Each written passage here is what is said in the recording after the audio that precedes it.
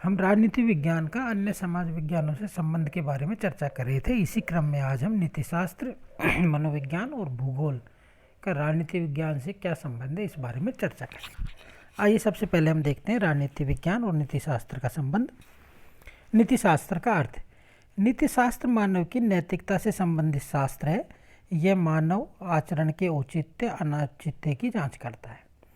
यह इस बात को निर्धारित करता है कि आचरण में भला बुरा, उचित अनुचित, सत असत, शुद्ध अशुद्ध, धर्म अधर्म, पाप पुण्य, कर्म अकर्म, कर्तव्य अकर्तव्य क्या है। मैकेंजी कहते हैं कि नीति शास्त्र मानव के आचरण में निहित आदर्शों का अध्ययन करता है। संबंध। नीतिशास्त्र और राजनीति शास्त्र दोनों एक दूसरे के पूरक हैं। एक अच्छे सद्गुणी मानव की रचना करता है, दूसरा अच्छे नागरिक की रचना करता है। एक अच्छा मानव ही एक अच्छा नागरिक हो सकता है। जिस मात्रा में राज्य के नागरिक अच्छे एवं सद्गुणी होंगे, उसी मात्रा में राज्य अच्छा और सद्गुणी होगा। नीतिशास्त्र और राजनीति शास्त्र के संबंध के बारे में लेखकों में एक मत नहीं पाया जाता है। प्लेटो, अरस्तु जैसे ग्रीक लेखक, हीगल और बोसांके जैसे आदर्शवादी लेखक और गांधी जैसे राष्ट्रीय नेता नीतिशास्त्र और राजनीति शास्त्र में घनिष्ठ संबंध समझते हैं, जबकि मैकियावेली, हॉब्स और मार्क्स जैसे लेखक नीति शास्त्र का राजनीति शास्त्र से कोई संबंध नहीं समझते हैं। दोनों में घनिष्ठ संबंध। सुकरात और प्लेटो जैसे ग्रीक लेखक नीति शास्त्र और राजनीति शास्त्र में कोई भेद नहीं समझते थे। ये लेखक राज्य को अच्छाई और सद्गुण में साझेदार समझते थे। प्लेटो की रिपब्लिक राजनीति पर लिखा गया उतना ही महत्वपूर्ण ग्रंथ है जितना कि नीति शास्त्र पर। प्लेटो किसी ऐसी व्यक्तिनिष्ठ सुंदर आत्मा या पवित्र आत्मा की कल्पना नहीं करता जिसे वस्तुनिष्ठ रूप से समाज में न देखा जा सके। प्लेटो दिखता है कि राज्य अपने स्वरूप को अपने सदस्यों नागरिकों से प्राप्त करता है। अरस्तु नीतिशास्त्र और राजनीति शास्त्र में भेद करता है, परंतु उसने भी कहा है कि राज्य का उद्भव जीवन की आवश्यकताओं के लिए हुआ है, परंतु उसका अस्तित्व अच्छे जीवन के लिए विद्यमान है। हीगल कहते हैं कि राज्य को व्यक्ति की नैतिकता का सर्वोत्तम संरक्षक स्वीकार किया है। उसके लिए राज्य नैतिकता की सर्वश्रेष्ठ अभिव्यक्ति है। बोसांके कहते हैं कि राज्य को नैतिक विचार का मूर्त रूप स्वीकार किया है। बोसांके लिखते हैं कि राज्य विश्वव्यापी संगठन का एक अंग न होकर समस्त नैतिक संसार का अभिभावक। गांधी कहते हैं कि नीति अर्थात राजनीति में नीति अर्थात धर्म, नैतिकता, मानवता को प्राथमिकता देते थे और राज्य अर्थात सत्ता को नहीं। दोनों एक दूसरे से पृथक। कुछ लेखक नीति शास्त्र को राजनीति शास्त्र से पृथक करते हैं। इनके लिए नीति शास्त्र राजनीति शास्त्र के अधीन है। मैकियावेली प्रथम राजनीतिक दार्शनिक है जिसने राजनीति को नैतिकता और धर्म से पृथक किया है।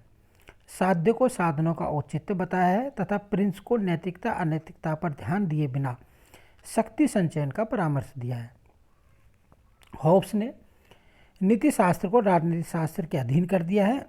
होब्स संप्रभु पर किसी भी प्रकार की नैतिक, धार्मिक या प्राकृतिक सीमाओं को स्वीकार नहीं करते हैं। और मार्क्स कहते हैं कि लोग धर्म को अफीम की गोली कहते हैं। नीति शास्त्र राजनीति शास्त्र का पथ प्रदर्शक। मैकियावेली, हॉब्स और मार्क्स के विचारों के बावजूद राजनीति आदर्श को नैतिक आदर्श से पृथक नहीं किया जा सकता।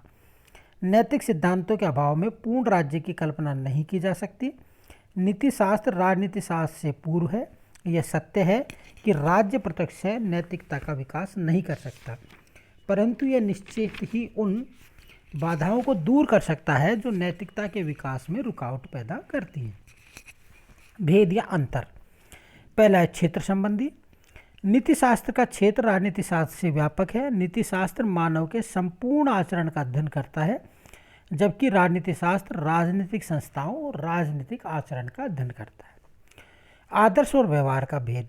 नीति शास्त्र मुख्यतः एक आदर्शात्मक व सैद्धांतिक शास्त्र है, जबकि राजनीति शास्त्र एक वर्णनात्मक व व्यवहारिक शास्त्र है।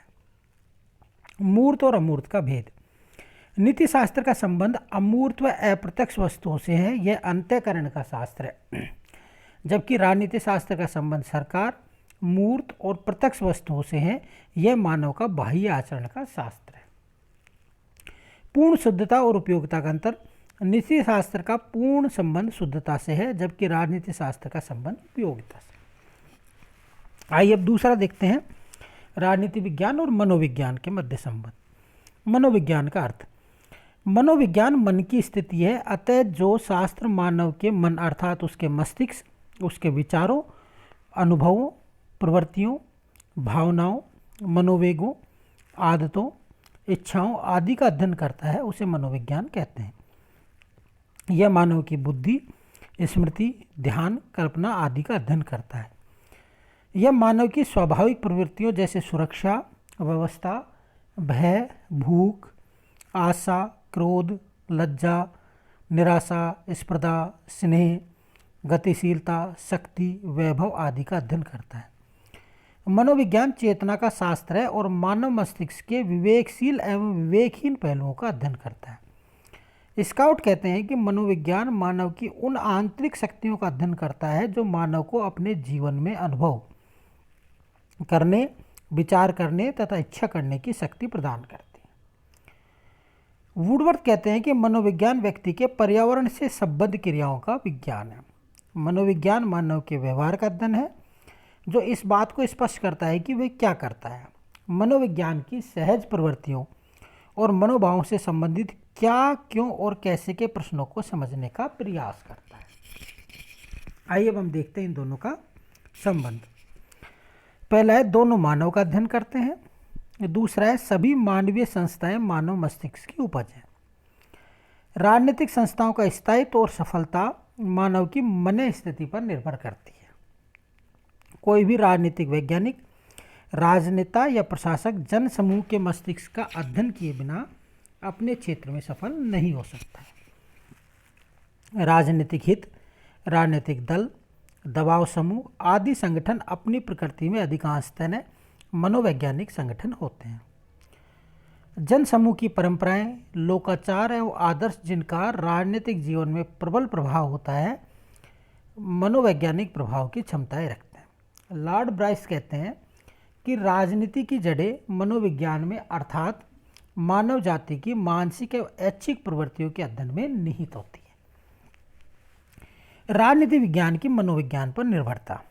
पहला है मानव क्रियाओं के अध्ययन के लिए मनोविज्ञान का अध्ययन लाभकारी है। मानवीय क्रियाओं की पहेलियों को सुलझाने के लिए मनोविज्ञान का अध्ययन अत्यंत लाभकारी है। काम्टे, स्पेंसर, बेजायड, दुर्खिम, मैकडूगल, ग्रामवालास, वाल्डविन, एल्विड आदि लेखकों ने सामाजिक मनोविज्ञान के संदर्भ में ही राजनीतिक क्रियाओं एवं राजनीतिक संस्थाओं को समझने का प्रयास किया है। बोरकर कहते हैं कि यदि हमारे पूर्वज प्राणी विज्ञान की दृष्टि से चिंतन करते थे तो हमें मनोवैज्ञानिक दृष्टि से चिंतन करते हैं। बेचार्ट ने अपनी रचना भौतिक विज्ञान और राज्य विज्ञान में कहा है कि अंग्रेजी संविधान अधिकांशतः मनोवैज्ञानिक आधारों पर स्थित है।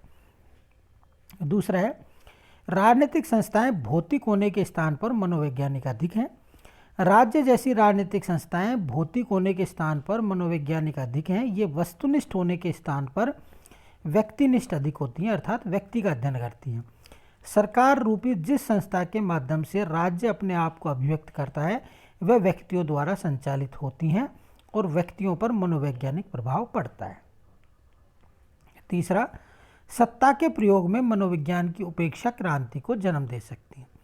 सत्ता और उसका उपयोग, जैसा कि लेबो ने लिखा है, जाति की मानसिक प्रकृति के अनुरूप होना चाहिए, अन्यथा वह समाज में विद्रोह, अवज्ञा, तनाव, असंतोष को जन्म देता है। राजनीतिक विप्लवों, आकस्मिक शासन परिवर्तनों, क्रांतियों, उपद्रव एवं राजनीतिक सुधार आंदोलनों, राष्ट्रीय आंदोलनों आदि के पीछे समूह की मनोवृत्ति व प्रबल शक्ति पाई जाती है। चौथा है सफलता के लिए लोगों की मन स्थिति को समझना आवश्यक है। राष्ट्रीय नेताओं, शासकों, प्रशासकों की सफलता इस बात पर निर्भर करती है कि वे लोगों की मन स्थिति को समझने में कहाँ तक सफल होते हैं। यही कारण है कि कुछ नेता सफल तो कुछ असफल रहते हैं। उदाहरणतः जर्मनी में हिटलर की सफलता का रहस्य यह था कि उसने शक्ति अर्जित करने के लिए जर्मन वासियों के मनोविज्ञान और पूर्वग्रहों का पूर्ण शोषण किया। महात्मा गांधी जैसे नेताओं की सफलता का रहस्य भी यह था कि वे अपने अपने जनसमूह की मन स्थिति को समझते थे। नेक्स्ट है मनोवैज्ञानिक तत्व जनमत को प्रभावित करने में सहायक। आधुनिक प्रजातांत्रिक व्यवस्थाओं में विशेषकर चुनाव प्रणाली, मतदान व्यवहार, चुनाव प्रचार आदि में प्रचारक और जनोत्तेजक लोगों की मन स्थिति को प्रभावित करने का प्रयास करते हैं। चुनाव चिन्ह, प्रचार, नारों, झंडों आदि की यही भूमिका। उदाहरणतः भारत में आम चुनाव के समय गढ़े गए गरीबी हटाओ, दास्ता बनाओ स्वतंत्रता, चुनिए उन्हें जो सरकार चला सके जैसे नारों और बफोर जैसे भ्रष्टाचार के मुद्दों का व्यापक प्रभाव रहा है। मनोविज्ञान की राजनीति शास्त्र पर निर्भरता। राजनीति शास्त्र भी मनोविज्ञान को प्रभावित करता है। जैसे राजनीति शास्त्र मनोविज्ञान को उसकी सामग्री प्रदान करता है, जिसके आधार पर मनोविज्ञान राजनीतिक तथ्यों का मनोवैज्ञानिक विश्लेषण करता है। दूसरा, शासन का ढांचा अर्थात राजनीतिक संरचना लोगों के विचारों एवं व्यवहारों को प्रभावित करती है। भेद या अंतर। पहला, क्षेत्र संबंधी। मनोविज्ञान का संबंध मानव की समस्त मानसिक क्रियाओं से है, चाहे उसका संबंध आर्थिक, सामाजिक, धार्मिक, राजनीतिक या किसी अन्य क्षेत्र से हो। राजनीति शास्त्र मानव की केवल राजनीतिक क्रियाओं का अध्ययन करता है। यथार्थवादिता व आदर्शवादिता में भेद। मनोविज्ञान एक यथार्थवादी विज्ञान है, आदर्श नहीं। इसका संबंध तथ्यों से है, मूल्यों से नहीं। तीसरा, आधारभूत दृष्टियों में भेद। मनोविज्ञान के अनुसार मानव भावनाओं एवं मनोवेगों का पुतला है। वह विवेक की तुलना में भावनाओं से अधिक प्रेरित रहता है। दूसरी ओर राजनीति शास्त्र मानव को बुद्धि युक्त, सभ्य एवं विवेकशील प्राणी मानता है। आइए अब तीसरा और लास्ट देखते हैं इसमें, राजनीति विज्ञान और भूगोल में संबंध। भूगोल का अर्थ। भूगोल का संबंध पृथ्वी की सतह, स्वरूप, आकार और भौतिक विशेषताओं से होता है। इसका संबंध राजनीतिक सीमाओं, जलवायु, खनिज पदार्थों, उत्पादन और जनसंख्या से होता है।